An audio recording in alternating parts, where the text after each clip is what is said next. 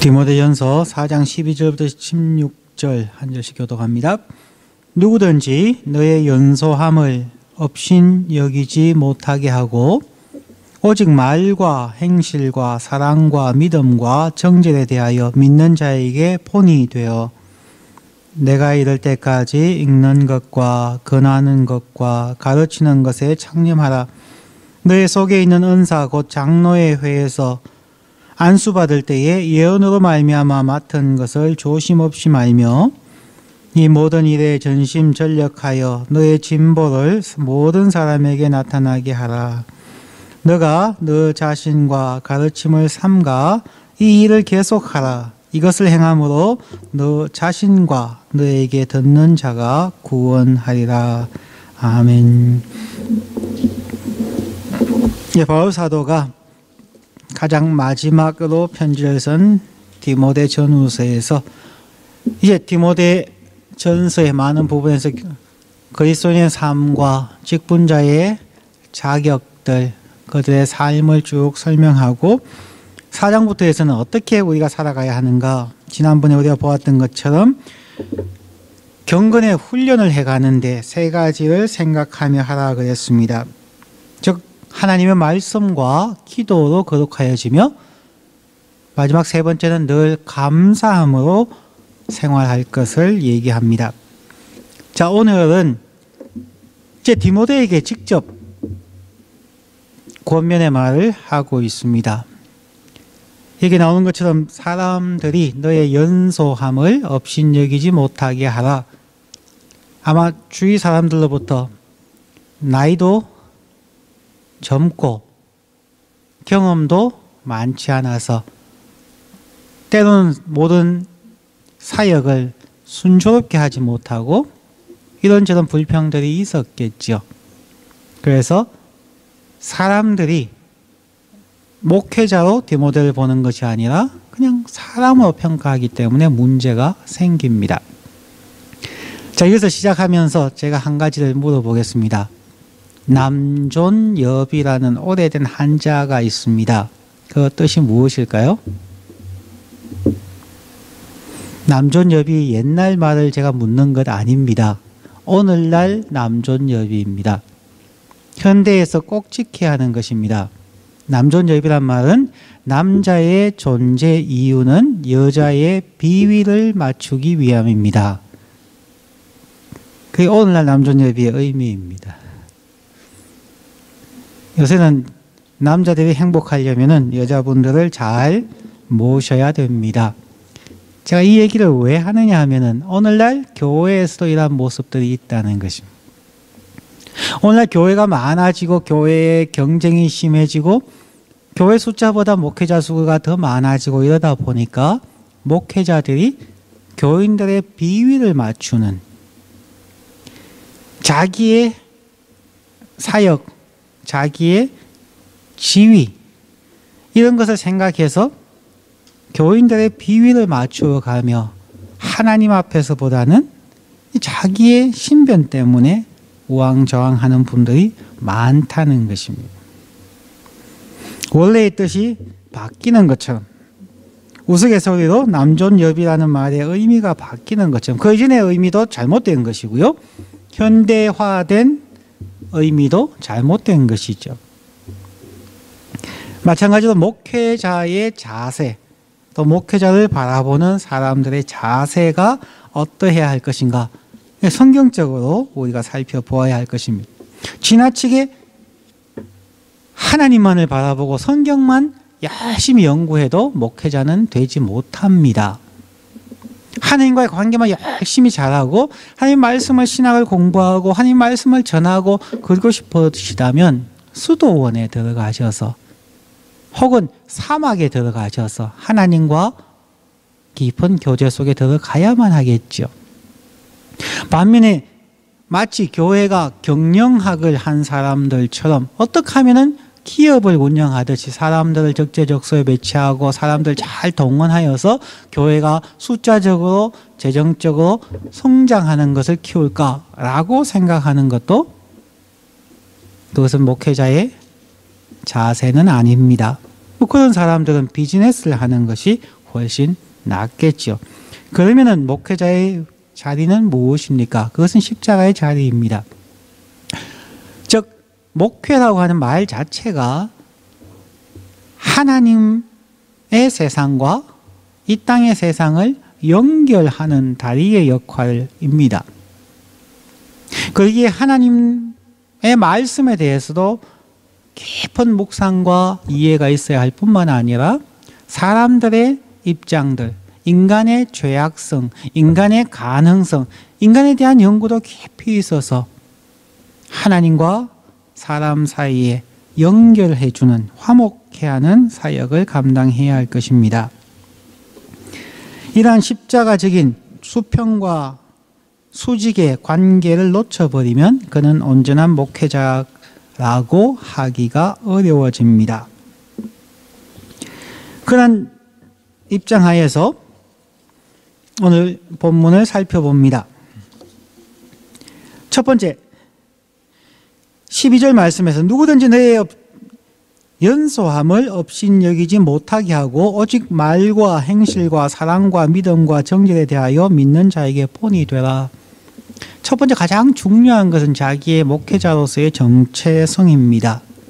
사람들은 여러 가지 모습으로 목회자를 판단할 수 있습니다. 나이가 적다, 경험이 부족하다, 설교가 부족하다, 여러 가지 모습으로 사람들이 이야기할 것입니다.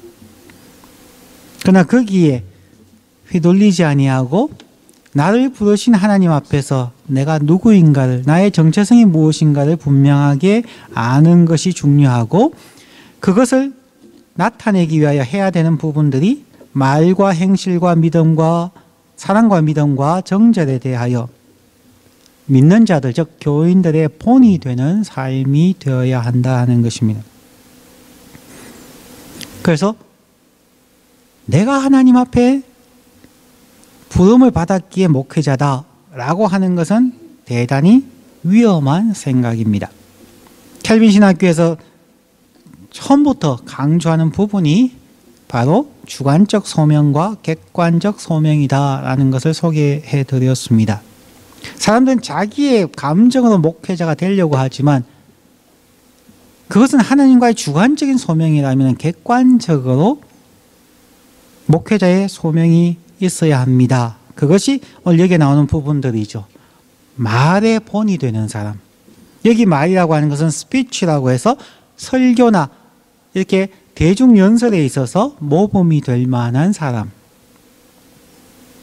그것을 위해서 우리는 끊임없이 설교를 연습하고 이런 딜리버리하는, 전달하는 것에 끊임없이 노력하여야 합니다.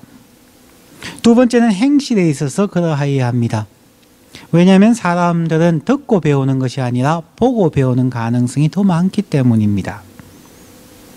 그냥 영어 단어를 암기해서 듣고 외우는 것은 대학교 가고 나면은 별 도움이 되지 않습니다. 점수는 잘 받는데 인격이 없는 경우에 사회에서 도태당하는 경우가 많이 있습니다. 그러면 행실이 변화되어져야 합니다. 그의 삶의 자세가 사람들에게 본이 되어야 하고, 세 번째는 사랑하는 자세에 본이 되어야 하며, 네 번째는 믿음, 진정한 믿음, 지정의의 인격적인 자세로서의 믿음의 본이 되어야 하며, 다섯 번째는 정결에 대해서, 순결함에 대해서 purity라고 영어 성경은 얘기합니다. 이 다섯 가지가 객관적 목사의 소명에 해당하는 부분이라 할 수가 있습니다. 이러한 사람, 말과 행실과 사랑과 믿음과 정절의 모범이 될 수 있는 사람을 우리는 권면하여서 신학교도 가게 하고 목회자가 되며 선교사가 되며 봉사한 자가, 지도자가 되게 하여야 한다는 것입니다. 그러면 마찬가지로 이미 교역자, 목회자가 된 사람들도 이 기준에 의해서 자기를 끊임없이 성숙시켜 나아가야만 합니다. 자기가 잘한다고 생각하는 것, 내가 하나님께 소명받았다고 생각하는 그 주관적 소명은 겨우 20점 밖에 되지 않습니다. 뒤에 나온 다섯 가지의 객관적 소명이 80%를 차지한다는 것을 우리는 꼭 기억해야만 합니다. 이러한 소양을 가진 사람, 준비가 되어지는 사람이 해야 되는 것이 있다면 13절에 목회자가 해야 하는 것, 13절 내가 이럴 때까지 읽는 것과 구원하는 것과 가르치는 것에 창념하라. 여기서 읽는 것을 영어 성경에는 public reading of scripture to preaching and to teaching. 읽는 것이 그냥 혼자 묵상하는 것을 얘기하는 것이 아니라 예배에서 liturgist로서, 즉 예식을 인도하는 자로서 성경을 읽어나가는, 즉 대중 앞에서 성경을 읽어나가는 것입니다. 사람들에게 끊임없이 성경을 읽어주는 것, 그것도 조금 더 사람들에게 감동적으로 드라마틱하게 읽어주는 것도 훈련하여야만 합니다.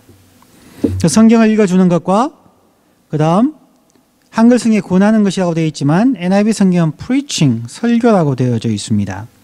세 번째 가르치는 것은 teaching, 즉 모두 하나님의 말씀을 전달하는 것과 관계가 있습니다.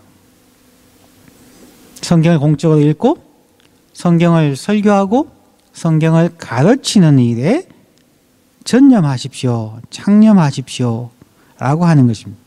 이것은 성경을 읽고 설교하고 가르치는 것은 바로 자기가 누군가라고 하는 12절에 나오는 자기의 소명, 정체성과 함께 말과 행실과 사랑과 믿음과 정절의 기본 자세가 되어져 있어야 이게 힘을 얻습니다.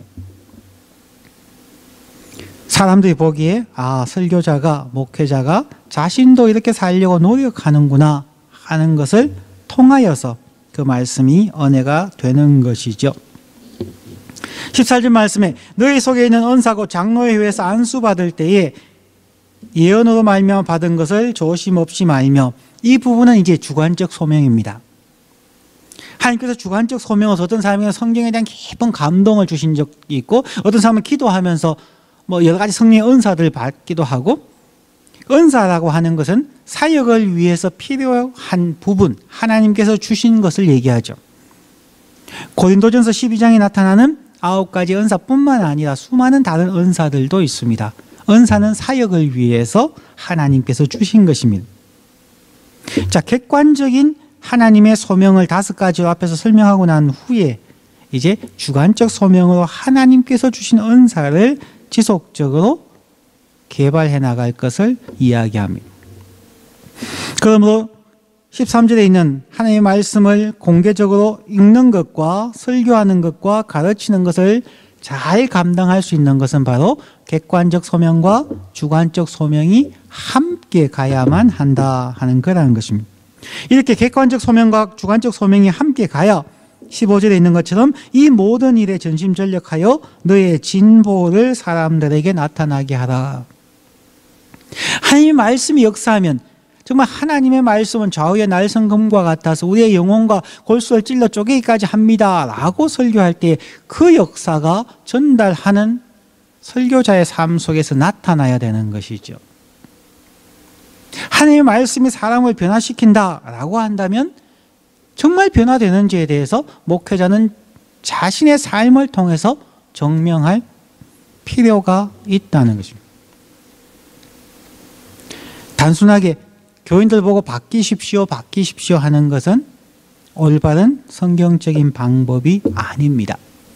지도자는 자신의 삶을 보여주어야 합니다. 과거에 전쟁을 할 때에도 한국에서나 조선시대에서나 삼국시대나 혹은 중국의 수많은 무협 소설들 보면은 장수가 가는 곳이 어디입니까? 항상 앞에 서서 나갑니다. 총사령관은 뒤에 있지만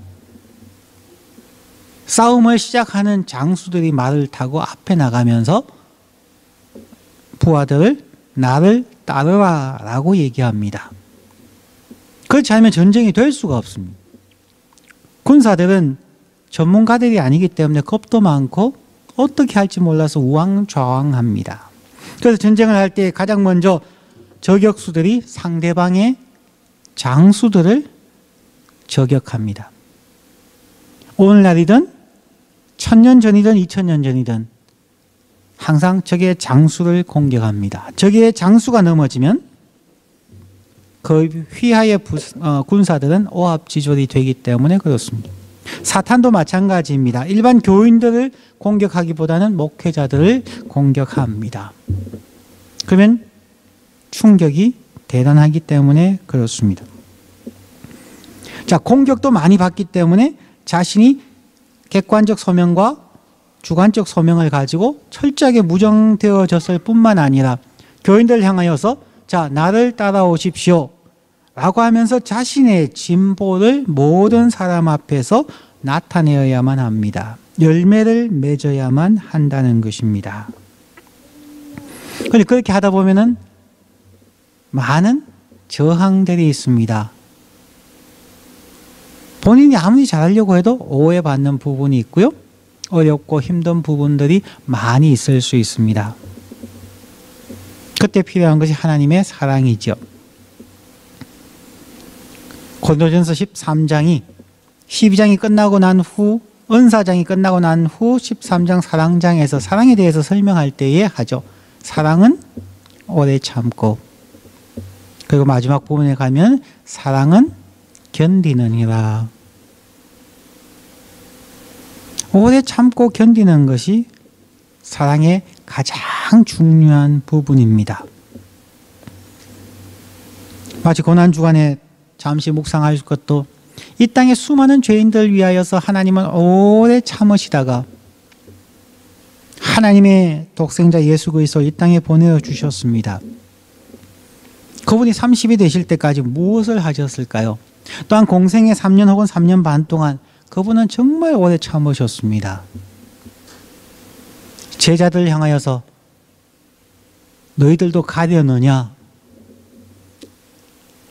제자 중에 왔다가 떠나간 사람들, 자기의 기대를 가지고 예수님께 왔다가 자기의 기대가 만족되지 않기에 떠나간 사람이 많았다는 것을 보여주는 거죠. 너희도 가려느냐? 많이 떠났다는 얘기입니다. 목회하다 보면 한 명 한 명에게 집착할 때가 있습니다. 교인 숫자 통계에 연연할 때가 있습니다. 예수님도 그렇게 대단하신 하나님이신 예수님도 교인들이 왔다가 떠나갔습니다. 거기에 연연하면 안 됩니다. 예수님은 참으로 오래 참았습니다. 저들이 여기 온 것은 먹고 배부른 까닭이다.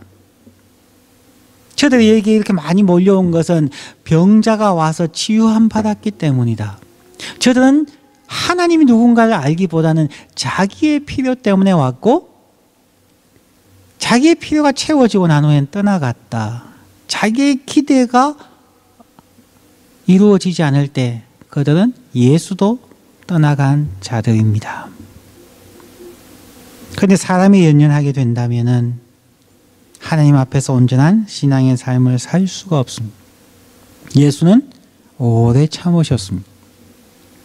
심지어 십자가에서 사람들이 침뱉고 너가 하나님의 아들이냐 내려와 보라 조롱하는 가운데서 그는 끝까지 십자가형을 견디어내었습니다. 떠나고 싶은데 이 십자가를 떠나고 싶은데 내려가고 싶은데 정말 내가 하나님의 아들이라는 것을 그냥 외치고 그냥 하늘에서부터 불 떨어져서 그들을 다 멸할 수도 있었을 텐데 예수님은 하나님께서 부르신 그 소명 십자가를 지고 죽어야 한다는 그 소명을 붙잡고 끝까지 견디셨습니다. 우리가 목회하거나 교회 하다 보면은 사람들과 불편한 관계 때문에 나를 알아주지 않아서 나를 핍박하기 때문에 혹은 몸이 많이 피곤해서 육체의 질병 때문에 경제적인 어려움 때문에 많은 이유 때문에 신앙을 머뭇거리는 혹은 떠나가는 사람들이 얼마나 많은지 모릅니다. 예수님은 자신을 주기까지 했는 그 제자들이 배신하고 떠나가는데도 하나님의 부르심에 소명에서 떨어지지 않았습니다. 자기의 몸이 자기의 육체 때문에 손목이 떨어질 것 같은 고통 속에서도 하나님의 소명에서 떠나가지 않았습니다. 저는 끝까지 하나님만을 바라보았습니다. 그것이 16절에 있는 것처럼 너가 너 자신과 가르침을 삼가 이 일을 계속하라. 영어 성경에는 persevere in them, 즉 끝까지 견디라라는 단어입니다. 하나님의 부르심 앞에서 끝까지 목회하면서 견디라는 것입니다. 목회는 견디는 것입니다. 하나님의 부름의 소명을 붙잡고 끝까지 견디는 것입니다. 이렇게 행할 때에 너 자신과 너에게 듣는 자를 구원할 수 있다는 것입니다. 자, 이것이 꼭 목회자들만이 아니라 우리 그리스도인 모두에게 해당하는 말씀으로 정리할 수 있습니다. 우리가 누구인가를 보는 것입니다. 베드로전서 2장 9절처럼 우리는 다 왕같은 제사장이요 즉 모두가 목회자입니다. 그러면 우리는 객관적으로 말과 행실과 사랑과 믿음과 정절의 본이 되는 삶을 살아야만 하고, 두 번째는 하나님께서 우리에게 주신 은사를 늘 확인하며 그 객관적 주관적 소명을 양손에 잡고 하나님의 말씀을 읽고 설교하고 가르치는 일에 전념해야만 합니다. 그 가운데서 우리는 우리의 진보를 모든 사람에게 나타나게 하며 끝까지 견디면서 우리는 하나님 앞에 우리의 달려갈 길을 온전히 달려가야만 합니다. 자, 이것이 쉽습니까? 쉽지 않습니까? 쉽지 않습니다. 마지막으로 제가 예와 두 가지만 들고 마치겠습니다. 평소에 직장생활과 일상의 삶 속에서 스트레스로 우울증을 심하게 앓던 남자가 그것을 이기고 싶어서 수도원으로 찾아갔습니다. 어떤 가르침을 받기 위해서. 저는 인생에 목적이 없습니다. 전 너무 우울합니다. 어떻게 하면 내가 힘을 얻을 수 있겠습니까? 라고 해서 이제 산을 올라가서 수도원에 갔습니다. 그때 한 수도사가 바랑이를 보찜을 메고 나타났습니다. 그때 그 남자가 반가워하며 말했습니다. 수도사님, 가르침을 받고 싶어서 왔습니다. 스트레스를 받지 않고 행복하게 살 수 있는 방법을 저에게 알려주십시오. 그때 이 수도사가 자기가 메고 있던 보찜을 그 사람에게 내밀면서 내가 방금 저 산 밑에서 캐온 채소인데 실례가 되지 않는다면 잠시 들어주시겠습니까? 물론이죠. 많이 무겁지는 않죠. 그럼요. 하나도 안 무겁습니다. 단지 채소 몇 개가 있을 뿐입니다. 그 남자는 채소가 얼마나 무겁겠냐는 생각으로 어깨에 메고 있었습니다. 그 수도사가 빗자루를 가지고 와서 수도원의 마당을 썰기 시작했습니다. 남자는 한쪽에 서서 얌전히 기다렸습니다. 20분, 30분, 1시간이 지나갑니다. 이제 서서히 남자분이 어깨가 무거워지기 시작합니다. 청소를 마친 이 수행자는 다시 안에 들어갔다 나오더니 가위를 가지고 나와서 화초와 나무를 이렇게 가드닝 하기 시작했습니다. 꽃들을 정리했고요. 다시 한 30분이 지나갔습니다. 메고 있던 보찜이 어느새 무거워지기 시작했습니다. 남자는 참지 못하고 수도사에게 말했습니다. 저 수도사님, 이 보찜을 도대체 언제까지 메고 있어야 됩니까? 얼마나 기다려야 합니까? 그자 그 수도사님이 깜짝 놀라면서 아니 왜 진작 내려놓지 않고 왜 지금까지 메고 있으세요? 잠시 들어달라고 했지 그것이 짐이 될 때까지 들고 있으라는 말은 안 했다는 거죠. 왜 스트레스를 받느냐 하면 세상에서 안 져도 될 짐을 계속 지고 있다는 것입니다.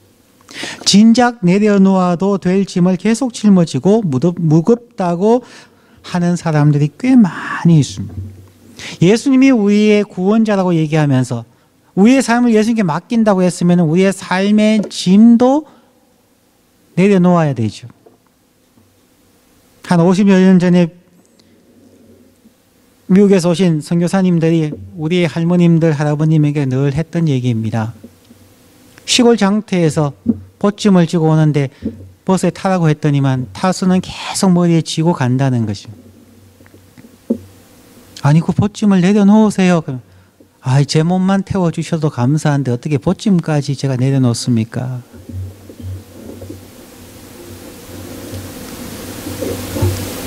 그거는 전혀 그렇게 체면 차리지 않으셔도 됩니다. 우리의 스트레스의 대부분은 안 져도 될 짐을 지고 있다는 것입니다. 교인의 특권이 짐이 되거나 목회자의 소명이 짐이 되어서는 안 됩니다. 그럼 어떻게 하면 이길 수 있을까요? 또 다른 예화입니다. 중학생 남짓해 보이는 소년 2명이 닌텐도 게임을 하고 있었습니다. 옆에서 슬쩍슬쩍 게임을 곁눈질로 구경하고 있었는데 한 아이가 몇 게임을 연속해서 지자 불평을 했습니다. 에이 짜증나게 한 게임도 못 이기네. 그러자 다른 아이가 여유 있는 표정을 지으면서 말했습니다. 하하, 넌 절대 나를 이기지 못해. 왜냐하면 넌 게임을 이기려고 하지만 나는 게임을 즐기거든. 세상에서 즐기는 사람을 이길 수 있는 방법은 없습니다. 일하는 것을 즐기는 사람을 이길 수 있는 방법은 없습니다. 즐기는 사람은 지치지 않습니다.